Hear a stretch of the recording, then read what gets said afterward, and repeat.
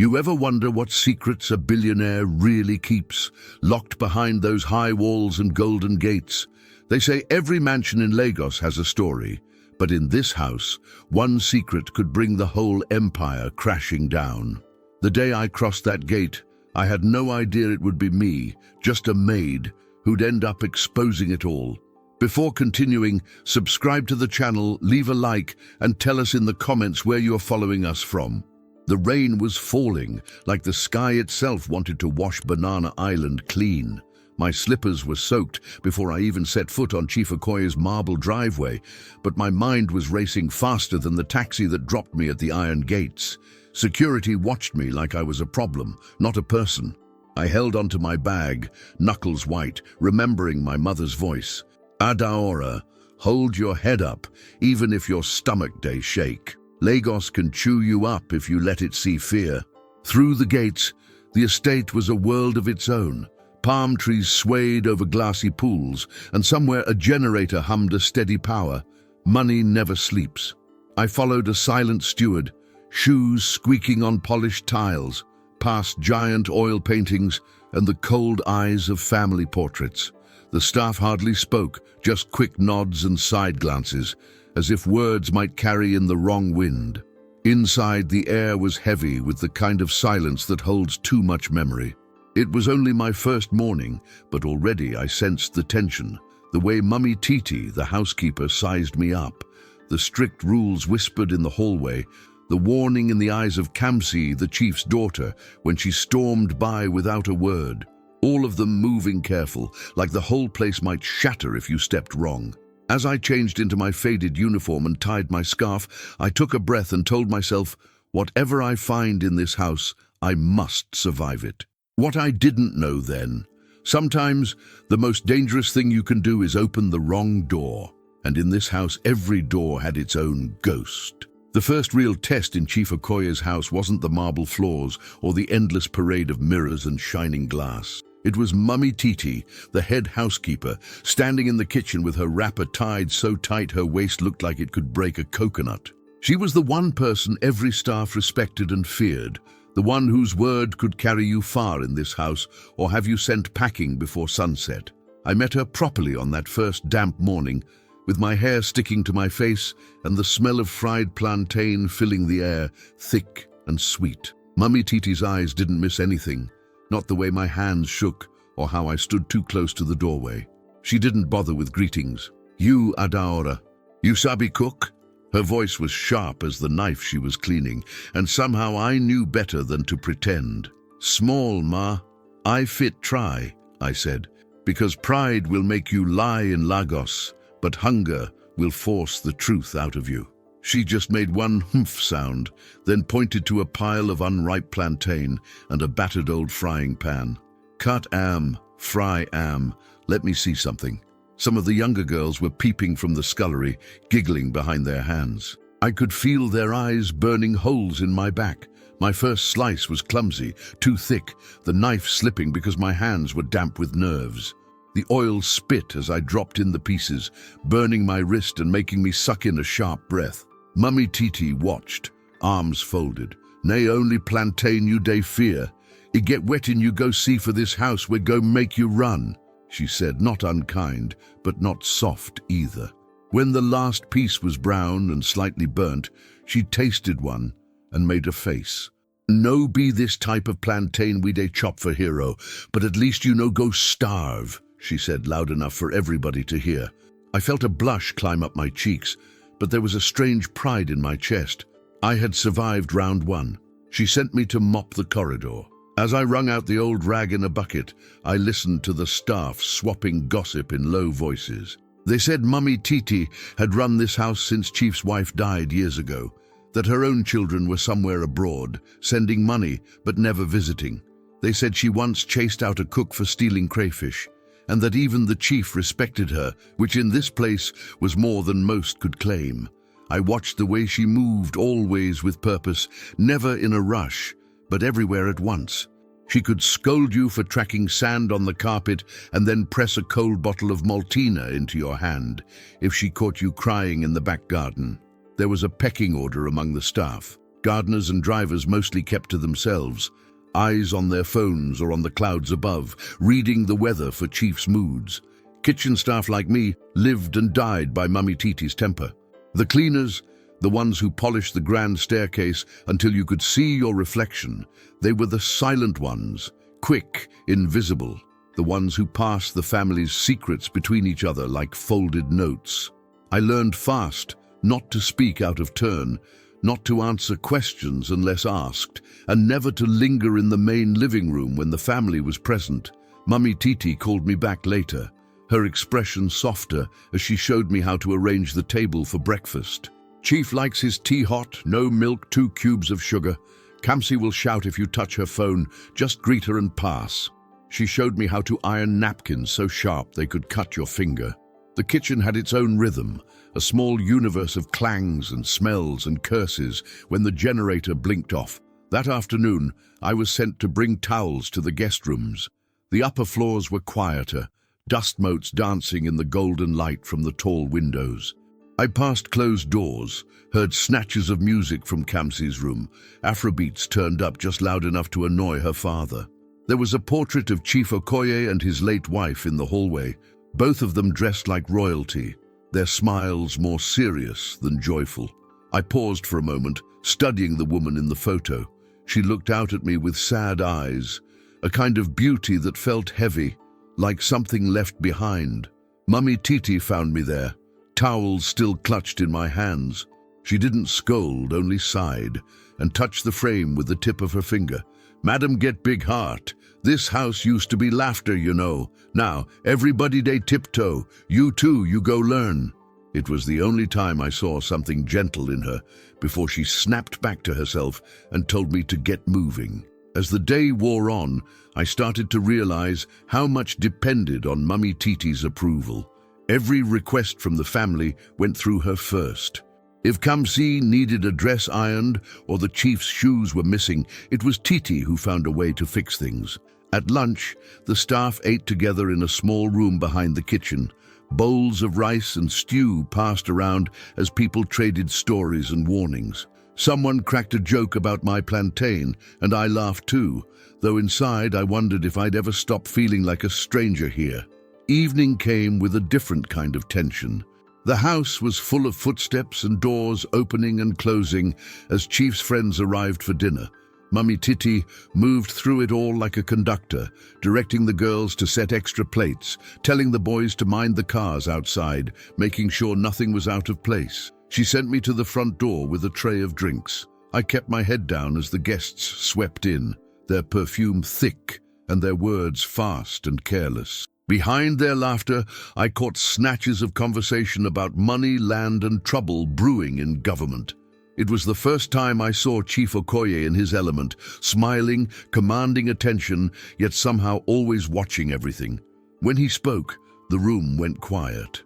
After dinner, as we cleared the plates and wiped the table, Mummy Titi looked at me with a long, steady gaze. "Adaora, tomorrow you wake early. I fit see you get sense. Don't waste am." She pressed a small piece of meat into my palm, soft, spiced, the best from the pot. A small kindness, but it felt huge in a world where softness was rare. I lay in my narrow bed that night, listening to the generator's distant hum and the rain drumming on the roof, thinking about all the doors I'd seen that day, all the rooms I hadn't entered. In Chief Okoye's house, power lived in the corners and between words, in the way Mummy Titi handed out praise and punishment with the same hand. I was beginning to understand why everyone called her the real queen of the house, and for the first time since crossing the gate, I wondered what it might take to survive here long enough to learn her secrets too. Morning came heavy, the kind that sticks to your skin before the sun is even up. I woke to the rattle of plates and the low hiss of the kettle, my dreams full of strange corridors and voices I couldn't place. Downstairs, the kitchen was already bright with activity. Rice bubbling, eggs hissing in oil, Mummy Titi barking out instructions like a general. She handed me a stack of napkins and a look that dared me to fold them wrong. I got to work, hands shaking only a little less than yesterday. It was quiet outside, just the steady hum of the generator, but inside the air felt different, thick with expectation. The staff moved with a kind of quiet urgency, as if they could sense something coming. By 7, the floors gleamed, and the breakfast table was set to perfection. Mummy Titi double-checked everything, cups, spoons, every plate in its right place, then told everyone, "Abeg, makuna clear." We scattered like chickens.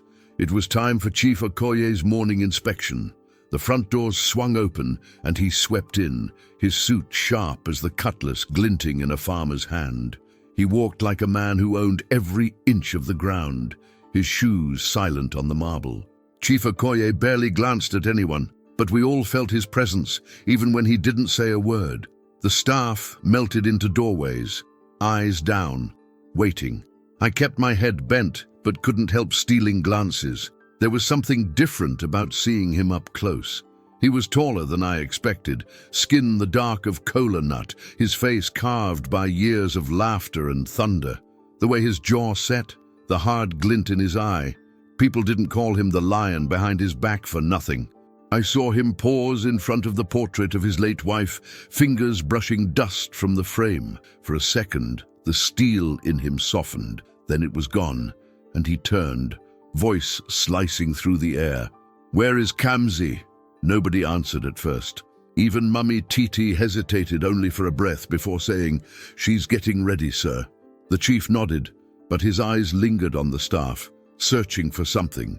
Maybe a lie, maybe just weakness. He moved on, checking the table, running his finger along the edge of a plate, silent as a storm about to break. Breakfast was a ceremony, each person in the family with their own place and rules. Kamsi came down late, eyes puffy, phone in hand, barely touching her food. Chief Okoye's gaze never left her, and the space between them crackled with things unsaid. The tension in the room was thick enough to choke on. Kamsi snapped at the driver for bringing the wrong car key, then left her eggs untouched, storming back upstairs before her father could speak. The chief finished his meal in silence, but when he stood, every muscle in the room tensed. After breakfast, I was sent to clean the study, a room everyone called forbidden. The door creaked as I slipped inside. The air was cool and heavy. The light filtered through thick curtains, dust dancing in the sunlight. Books lined the walls, some so old their spines looked ready to split. On the desk, neatly arranged files, a gold pen, and a glass of whiskey, half finished from the night before. I kept my eyes down and worked quick, but curiosity burned at my fingertips. There were photographs on the shelves, the chief as a younger man, laughing with friends, Kamsi as a child, perched on his shoulders, her mother always close by. In each picture, there was a feeling of distance, smiles that didn't quite reach the eyes. I wiped the frames, careful not to disturb anything, but when I turned to leave, I caught sight of the chief in the doorway. He watched me, arms folded. "You see anything interesting?" His tone was mild, but there was steel beneath it. I shook my head, heart pounding. "No, sir, just dust." He studied me a long moment, then gave a short nod. "Make sure you leave things how you find them. Some memories, they better stay where they belong." Later, as I scrubbed the back steps, I heard Mummy Titi and Ikenna talking in low voices by the kitchen door. Ikenna, the estate manager, was always polite, but there was a sadness in his eyes, a heaviness that never seemed to lift. "Chief no day sleep well these days," he murmured. "Since Madam pass, he never balance." Mummy Titi clicked her tongue. "Nobody for this house balance. Now only we dey pretend." The words hung in the air, heavy as rain clouds. I wondered how many secrets lived in these walls, how many times the staff had seen the chief's mask slip. That evening, as the house settled into the hush of dusk, I caught a glimpse of Chief Okoye standing by the pool, head bowed, talking softly to the old gardener. The man's hands shook as he spoke, and the chief put a steady hand on his shoulder. It was the only time I saw him gentle that day, the lion's shadow stretching long across the water. Kamsi didn't come down for dinner. Instead, I found her later on the balcony, legs dangling through the rails, cigarette burning between her fingers, eyes fixed on the city lights. She looked up as I passed and said, voice low, "You think you know my father? Nobody does."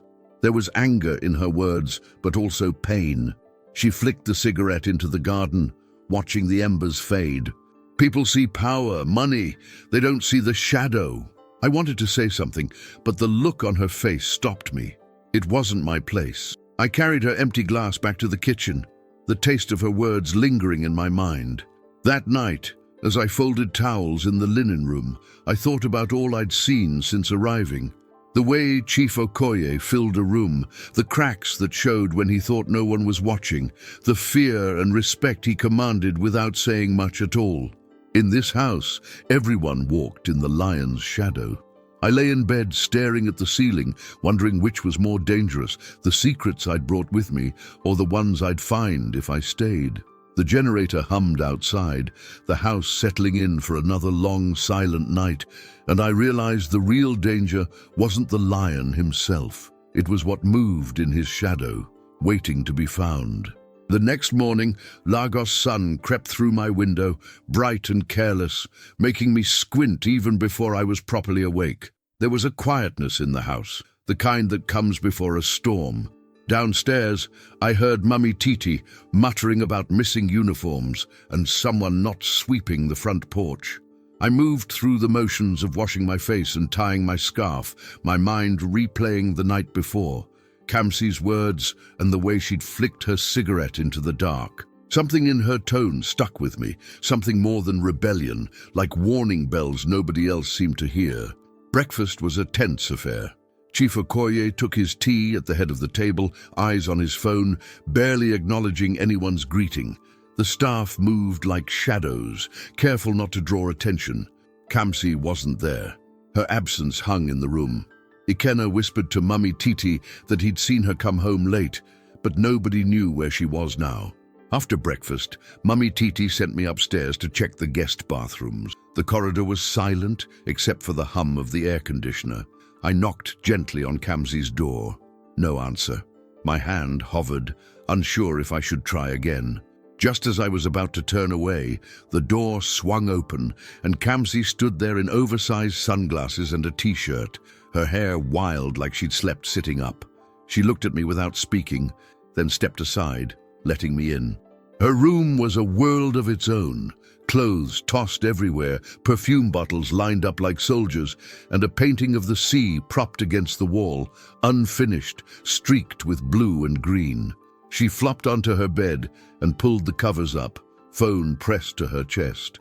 I moved quietly, setting out towels, refilling soap, pretending not to notice the red rim around her eyes. She watched me for a moment, then said, "You know, you shouldn't trust everything you see in this house." Her voice was soft, but there was steel underneath. People come here thinking money will save them. All it does is lock the gates tighter. I paused, hands frozen above the sink. "Is everything all right, madam?" She scoffed. "Don't madam me. I'm just as stuck here as you." The truth of it settled in the air between us. She sat up, tossing her sunglasses aside. "My father, he likes to pretend he's in control. But there are things in this house even he can't fix. Things that started before you or I ever showed up." She picked at a thread on her blanket, eyes far away. "You know how many people have passed through these rooms? Staff come and go, drivers, cooks. Some don't even say goodbye." I wanted to ask more, but something about her expression warned me not to push. Instead, I folded towels, trying to keep my voice gentle. "Maybe it's just the work, you know. Lagos is not easy for anybody." Kamsi gave a short laugh. "That's what they all say. But you're new. Soon you'll see. There's a reason they call my father the lion. Even lions get hunted sometimes." Her words lingered as I finished tidying up. She stood and walked to the window, pulling the curtains aside just enough to watch the driveway below. "When my mother was alive, the house was different. She kept him balanced. Now he just prowls." She glanced at me, suddenly tired.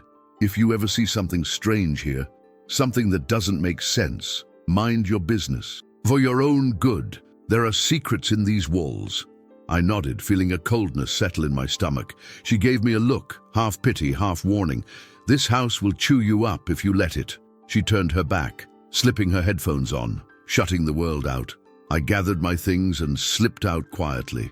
Down the corridor, I paused by the painting of Chief Okoye and his wife. The woman's eyes seemed sadder than before. I wondered what secrets she'd carried and what had happened to change the house from laughter to whispers. Mummy Titi found me near the staircase, frowning. "You still day here? Work day wait." I hurried down, mind spinning with Kamsi's words. The day passed in a blur of chores, mopping the parlor, dusting the chandeliers, carrying trays of food to the guests who came and went, each one with a hungry eye for the chief and what he might give them. Every time I passed the family, I saw the cracks Kamsi had spoken of, the chief snapping at Ikenna for a missing file, the way he ignored phone calls from unknown numbers, the hush that fell whenever Kamsi entered a room. By evening, the rain started again, hammering the roof and turning the garden paths into small rivers. I was folding sheets in the laundry when I heard raised voices upstairs. A door slammed. Footsteps pounded the corridor. Mummy Titi exchanged a glance with Ikenna. "Omo wahala day," she muttered. Later that night, as I carried a glass of water to Kamsi's door, I heard her crying, soft, broken. I hesitated, wanting to help but not knowing how. The warning she'd given me replayed in my mind. I knocked gently. She didn't answer, but she didn't tell me to go away either. I left the glass on her nightstand, hoping she'd find it when she was ready. As I walked back to my own small room, I felt the walls closing in a little tighter. Kamsi's warning rang in my ears, sharper now that I'd seen the shadows in her eyes. In Chief Okoye's house, nothing was simple, and every kindness felt like it came with a cost. I wondered what I'd stepped into when I crossed that gate, and how much longer I could pretend not to see what everyone else was so desperate to hide. Night crept over Banana Island with the kind of slow heaviness that made every sound feel sharper. The rain had stopped, but the air still tasted of wet earth and secrets. I lay on my narrow bed, listening to the generator hum and the distant clang of the security gate. It was the kind of darkness that makes you pay attention, the kind where even your thoughts move softly so nothing hears them. Sleep wouldn't come. Kamsi's warning spun in my head. My body was tired from scrubbing and running up and down stairs, but my mind was restless, caught up in the feeling that something just wasn't right. The whole house seemed to breathe with me, walls pressing in with every breath. I heard footsteps pass in the corridor, a quick nervous shuffle that didn't sound like any of the house girls. I held my breath. The footsteps stopped outside my door. A quiet knock, then nothing. My heart thudded. I waited, but after a long moment, the shadow moved away, leaving only the soft creak of floorboards in its wake. In the morning, nothing was said about it. The house woke up slow, groggy from the rain, with Mummy Titi grumbling about late risers and burnt toast. I joined the others in the kitchen, hands busy but ears wide open. The staff were trading gossip in low voices, glancing at the hallway every time someone passed. "I hear say Chief Day vexed since last night. Something miss for study," one whispered. Another shook her head. "Now every week something day go missing for this house. Who get that kind boldness?" Nobody answered. I could feel eyes flicking toward me.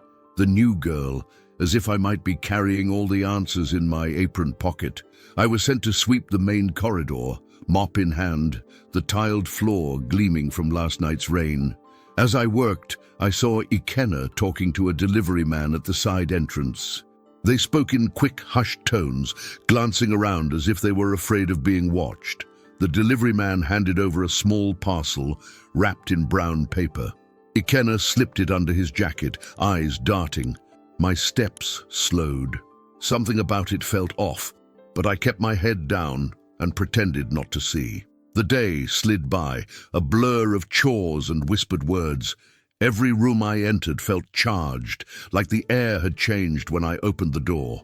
In the dining room, Chief Okoye argued on the phone, voice low and furious, while Mummy Titi hovered at a distance, waiting for the storm to pass. Kamsi drifted through the halls, headphones in, face closed off. I brought her breakfast, and she barely looked at me.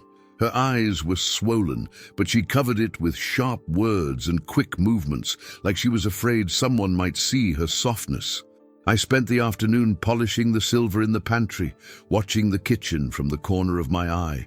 Mummy Titi moved through the house with her usual authority, but there was a new tension in her steps, a crackle in her voice when she ordered the boys to sweep the back garden again. Even she seemed uneasy. At lunch, I sat with the other girls, listening as they traded stories about staff who had left without warning.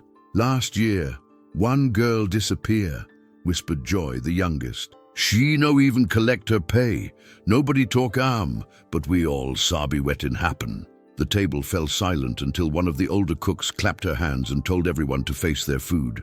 In the late afternoon, as the heat pressed down on the house, I was sent upstairs to change the sheets in the guest room. The room smelled of old perfume and something else, something sharp, like fear. As I pulled the sheets, I found a scrap of paper tucked under the mattress. It was a shopping list, or so it seemed, but some of the items made no sense. Candle, red ink, lock of hair. My stomach tightened. I shoved it in my pocket, nerves buzzing. On my way back to the laundry, I passed Ikenna in the corridor. He paused, eyes flicking to my hands. "You dey all right?" he asked, his tone light but his gaze heavy. I nodded, forcing a smile. He stepped closer, lowering his voice. "For this house, I get some things you no suppose see. Mind yourself, Ada Ora. Mind yourself." After dinner, the house grew quiet, heavy with the kind of silence that only big houses know.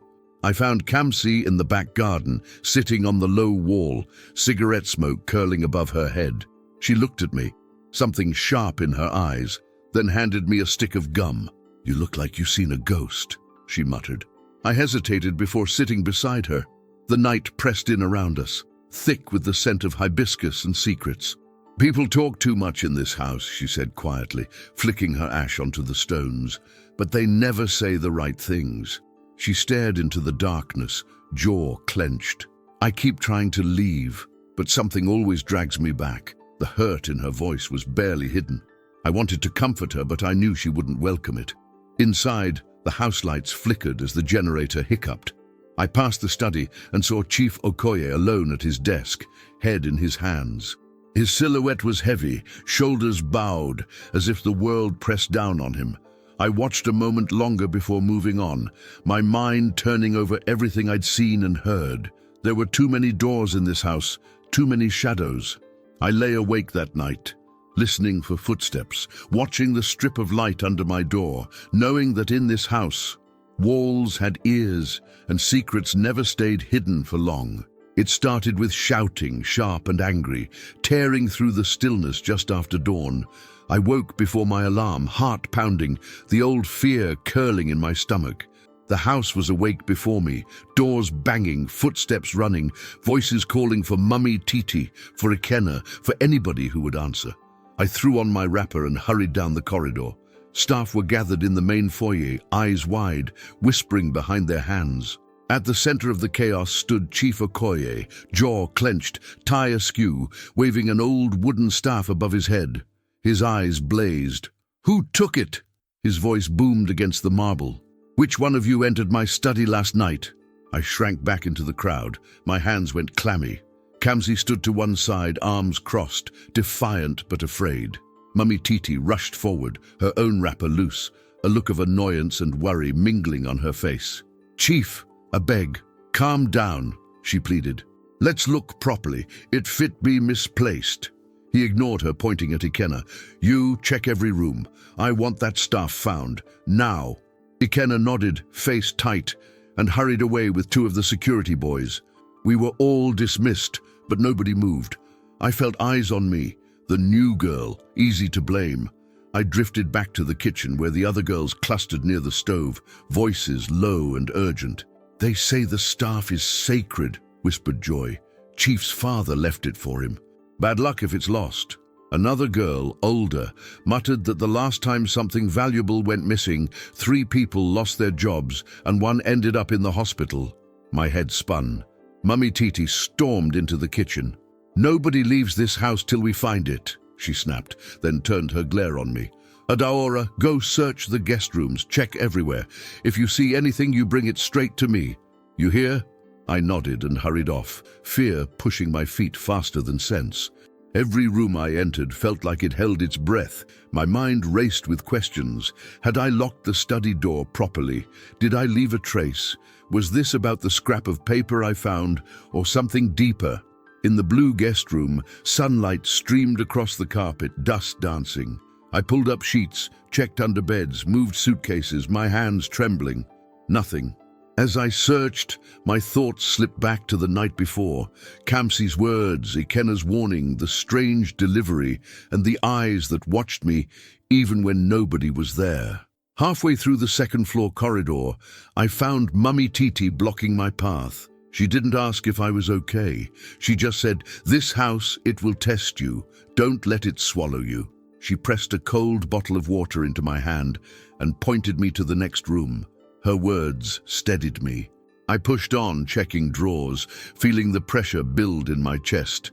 The whole house felt like it was waiting for something to break. By midday, tempers were frayed.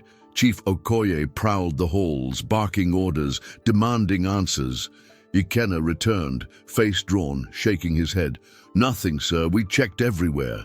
The chief exploded. "People will pack their things today if I don't see that staff." Kamsi appeared at the top of the stairs, her eyes red. She stared at her father, then at me, before turning away, shoulders tight with worry. Mummy Titi gathered us all in the kitchen. She spoke quietly now, voice shaking. "Nobody sleeps until we find it, even if I have to turn this house upside down." She looked straight at me. "Adaora, are you sure you didn't see anything? You were in the study, Abi." I swallowed, heart racing, but I forced my eyes to meet hers. "No, Ma, I just cleaned. I didn't touch anything." She searched my face, then nodded slowly. The search dragged through the afternoon. Everyone was jumpy, snapping at each other. The kitchen girls accused the laundry boy, the drivers accused each other, and the gardeners stayed silent, heads down. It felt like the whole house was at war with itself. Even the family dog hid under the stairs, shivering. Late in the day, as the sun dipped low, I returned to the guest room for one last check. This time, I knelt beside the dusty wardrobe and reached behind it. My fingers brushed something hard. My breath caught. Slowly, I pulled it free. The missing staff, wrapped in a towel, wedged into the corner as if hidden on purpose. My hands shook as I carried it to Mummy Titi. She gasped, her eyes wide. "Where you find Am," she whispered. I told her, voice barely above a whisper. She grabbed my wrist and marched me straight to Chief Okoye's study. The staff clutched to her chest. The chief was there, pacing, Kamsi beside him, tears in her eyes. Mummy Titi thrust the staff at him, breathless. "Adaora found it, sir, in the guest room behind the wardrobe."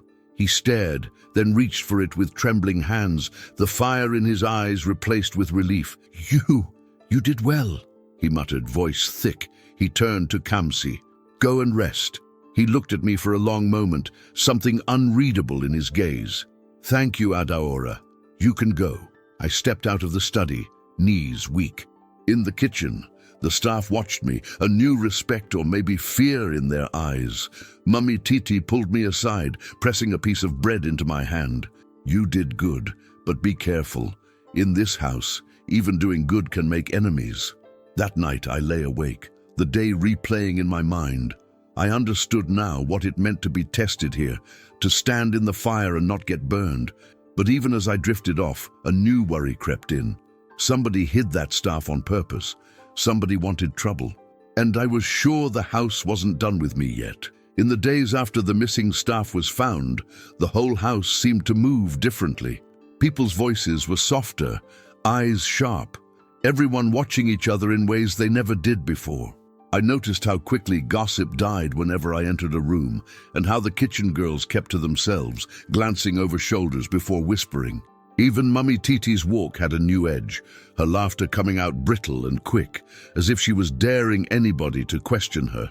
I felt it most from Ikena. He barely spoke, but whenever I passed, I caught his eyes on me, lingering just a moment too long. Sometimes I wondered if he was grateful or angry that I'd found the staff, or if he suspected I'd seen something I shouldn't have that day. I worked harder than ever, losing myself in chores so my mind wouldn't wander. Still, the questions came. Who hid the staff? Why there? Did they want me to find it, or was I just unlucky? At night, my thoughts tangled into knots, and I woke with my heart pounding at the slightest sound. Sometimes I'd see Kamsi moving through the halls late, wrapped in her mother's shawl, her face pale and tense. She never joined the family at breakfast, and when Chief Okoye tried to speak to her, she only offered silence or left the room. The house felt hollow, filled with old pain. One afternoon, I found Kamsi on the back steps, knees drawn up to her chest, eyes rimmed red. The sky above Banana Island was heavy with clouds, thunder grumbling in the distance. I hesitated before sitting beside her, folding my hands tight in my lap. She didn't look at me at first, but after a moment she asked, voice raw, "Do you believe people can really change?" The question took me by surprise. I thought of my mother, how she used to say a wound only heals when you stop picking at it. "I think people change if they want to, but it's not easy," I said softly. Kamsi laughed, the sound more like a sob. "Nothing is easy in this house." She wiped her eyes with her sleeve, looking small and young. "My father is so busy keeping up his image, he forgets who he is. And me, I don't even know who I want to be." For the first time, she let her guard drop just a little. She told me how her mother's death shattered the whole family, how she and Chief Okoye spoke less and less until every word between them turned sharp. "Sometimes I think he blames me. Sometimes I think I blame him." I listened, feeling the ache in her words settle into my bones. Inside, the staff was on edge. Ikenna's temper snapped at small things: a misplaced shoe, a broken glass, a driver showing up late. One evening I saw him slipping out to the back gate, glancing both ways before stepping into the night. Curiosity got the better of me. I watched from the shadows, catching the flash of brown paper exchanged in the darkness. I couldn't hear their words, but the tightness in his shoulders told its own story. Mummy Titi must have noticed too, because later she found me sweeping the corridor and said in a low voice, "You're seeing too much, Adaora. Eyes get people in trouble here. Better to mind your own." Her warning hung heavy in the air. I tried to let things go, but secrets pressed in on every side. One night, the kitchen was empty save for the low glow of a single lamp. I saw Mummy Titi hunched over a stack of old letters, her face drawn and tired. She didn't hear me come in, and for a moment I saw her not as the fierce queen of the house, but as a woman carrying her own burdens, lost in memories too heavy to share. I backed out quietly, careful not to disturb her peace. That same night, I found Kamsi in the family living room, curled up on the couch with a photo album open on her lap. She waved me over, and for a while, we flipped through pages filled with smiling faces, birthday cakes, holidays, a life that felt 1,000 years ago. She pointed out her mother, her uncles, even a much younger Chief Okoye, grinning wide, arms slung around his wife. "He used to laugh like that," she murmured, tracing his face with her finger. "I barely remember what it sounded like." As storms rolled through Lagos, tension crackled in the house. The power flickered more often, and with every blackout the walls felt thinner, secrets closer to the surface. The staff whispered that spirits were restless, that bad luck followed when old wounds were left open. I swept the corridors in silence, feeling the truth of it. Every person in the house wore a different mask, and sometimes those masks slipped, revealing the pain and the fear just underneath. Late one night, as rain battered the roof, I heard a shout from the study, then a crash. Chief Okoye's voice thundered through the walls, followed by Kamsi's desperate sobbing. I pressed my back to the cool plaster, holding my breath, feeling like I was standing in the middle of a storm nobody wanted to name. When the silence returned, it was thicker than before, broken only by the quiet, shattered sound of someone crying alone in the dark. "Oh, ChatGPT dice." The air after the storm felt thick, pressed heavy against the walls, as if the whole house was holding its breath. The power came and went, fans struggling to push the heat around. Sleep didn't find me easily that night. Every sound from the corridor set my nerves on edge. By dawn, I was already dressed, listening to the rainwater drip from the balcony above, mind busy with memories of shattered voices and muffled cries. The kitchen was empty, except for the ticking clock and the faint rattle of a window in the wind.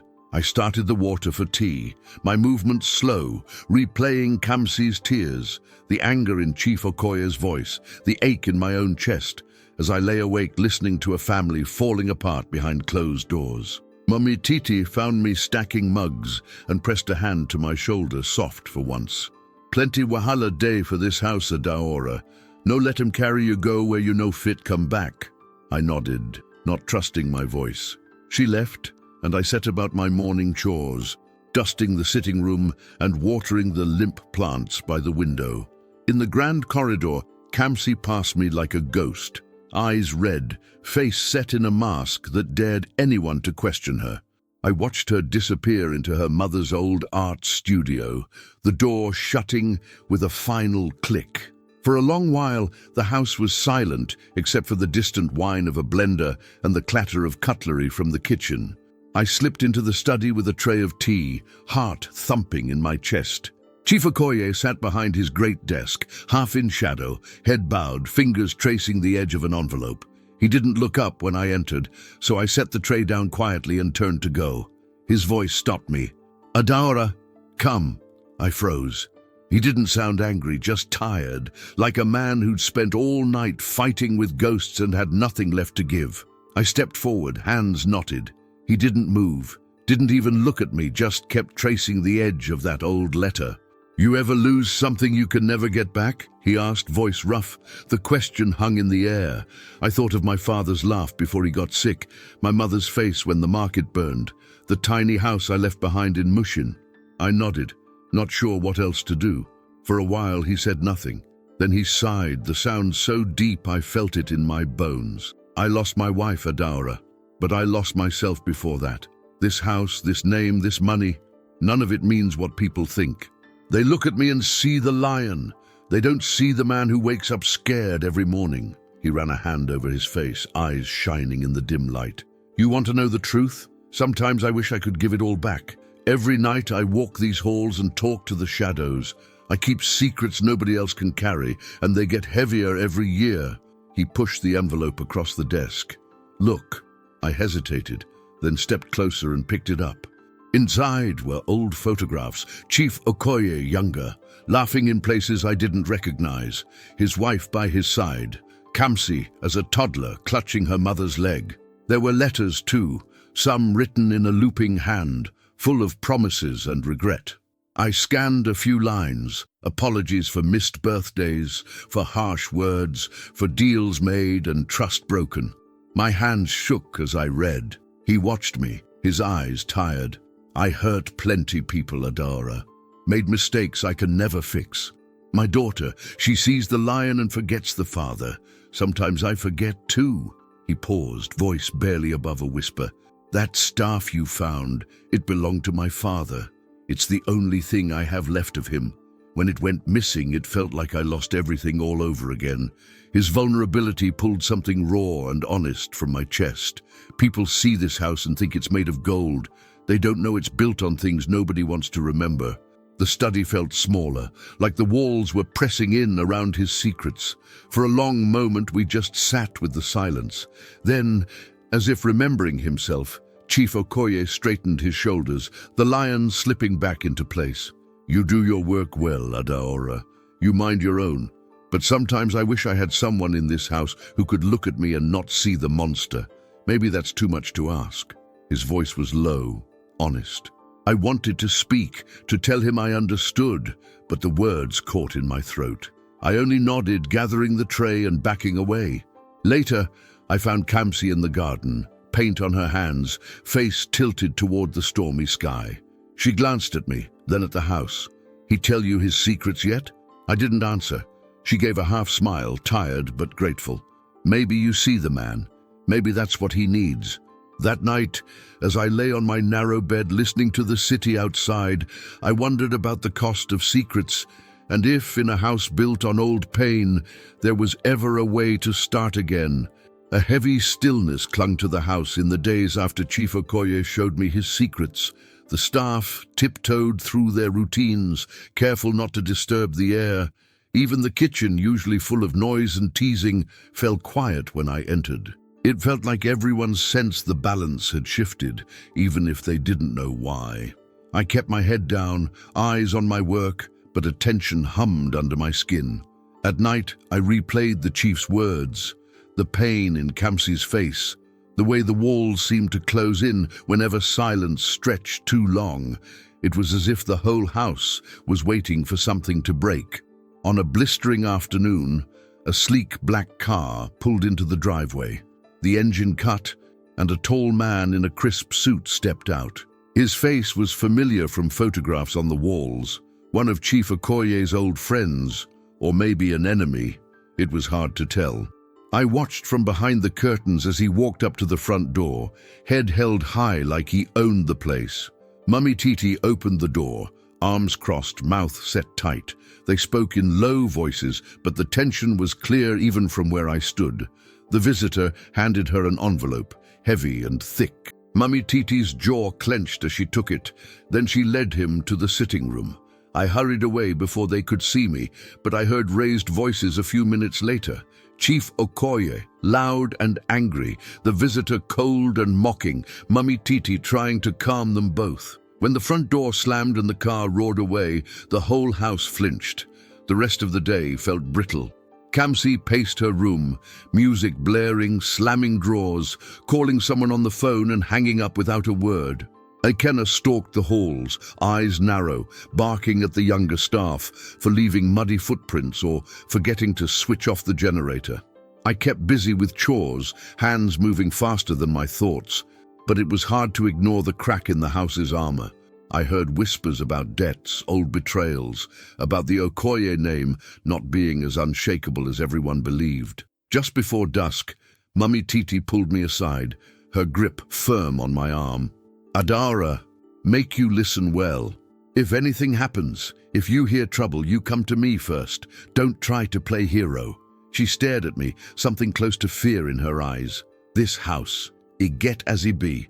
Danger no day shout before he enter. She pressed a small key into my palm. For your room, lock up if you hear noise. Her words stuck to my skin, cold and heavy. That night, thunder rolled in from the sea, rattling the windows and shaking the light bulbs. I was tidying the linen closet when I heard running footsteps upstairs, then Kamsi's voice, loud and desperate, echoing down the corridor. I hurried up and found her in her mother's old room, tearing through drawers, eyes wild. He took it, she gasped, shoving aside scarves and jewelry boxes. My father, he gave that man something that belonged to my mother. He thinks I don't notice, but I do. Her breath hitched, tears streaking her cheeks. I can't stay here anymore, Adaora. I can't watch him destroy what's left of us.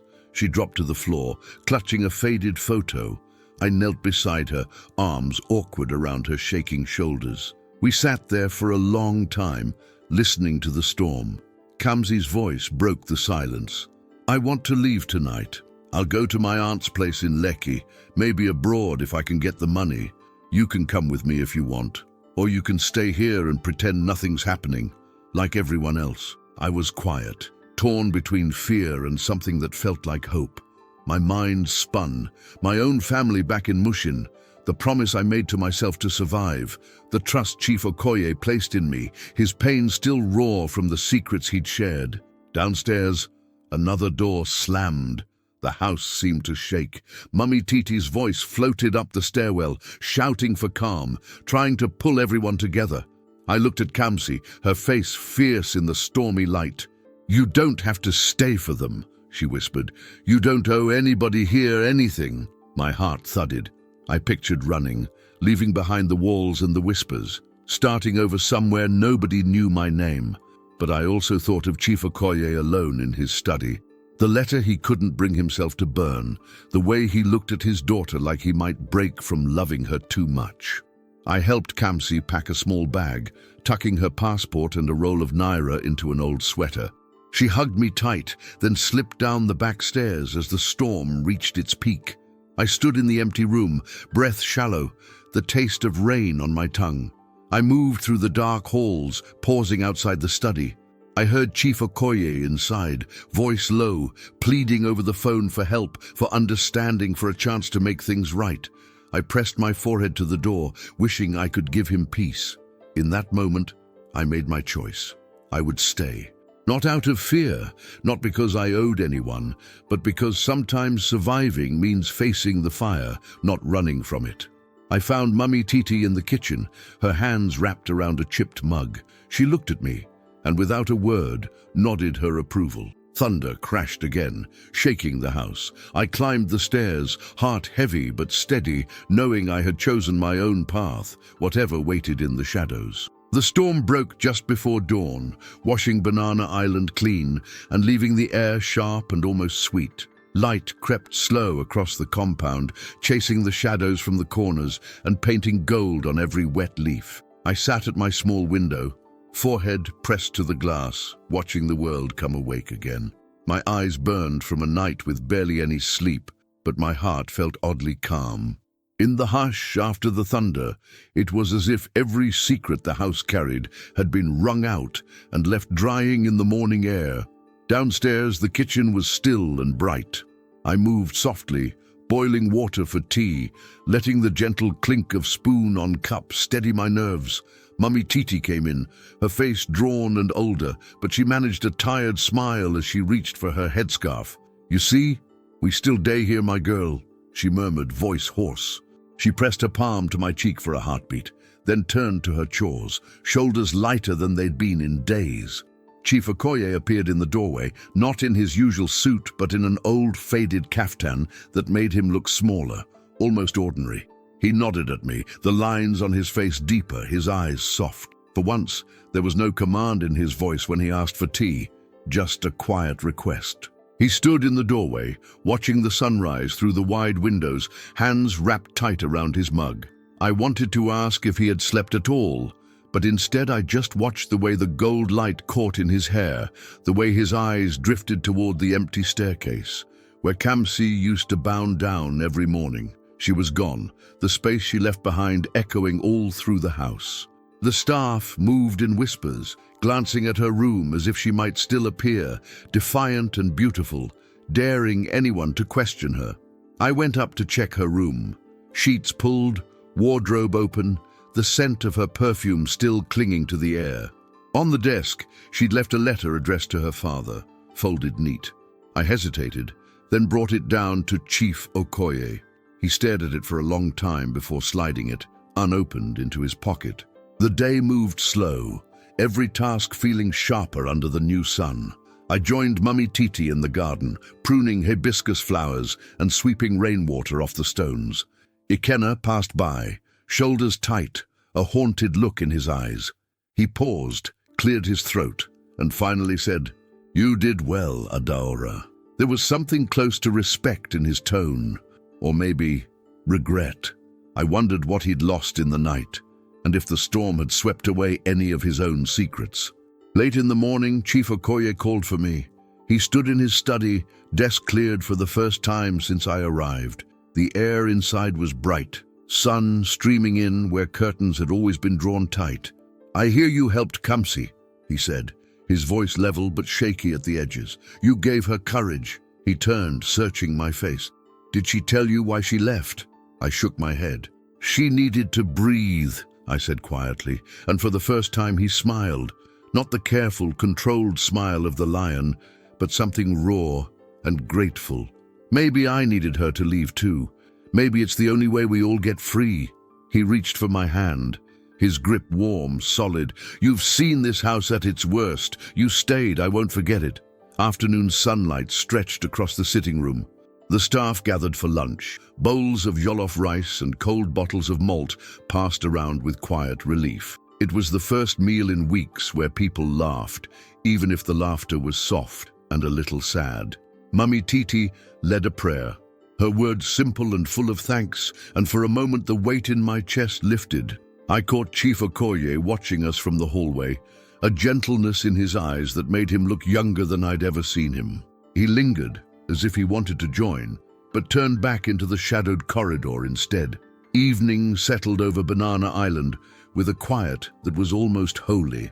I walked to the balcony at the top of the house, breathing deep the scent of rain, salt, and city dust. From up there, Lagos glittered endless in every direction, the chaos and beauty of it rolling all the way to the sea. I leaned on the rail, letting myself hope for a future where I might belong somewhere, not just survive. My phone buzzed. A message from Kamsi. "Safe, don't worry, tell him I'm okay." I smiled, a knot in my chest finally loosening. Back inside, the house felt changed. Not fixed, not healed, but honest, stripped of the masks we'd all worn. I passed by the open study door and caught Chief Okoye, head bowed over his daughter's letter. The lion quiet at last, just a man, broken and loving and trying his best. I paused, unseen, letting him have that moment. In the kitchen, Mummy Titi hummed an old tune, her hands steady, her presence anchoring the space. I joined her, shoulders brushing, comfort in the simple work of cleaning, of making order from the chaos. Night slid in gentle and warm. I sat again by my window, watching the last light bleed out over Banana Island, a gold promise stretched across the water. Somewhere in the quiet, I found peace. Not because everything was perfect, but because, for the first time since I crossed that gate, I didn't feel like I was hiding from myself. The house behind me breathed easier, shadows softer in the corners, secrets quiet at last.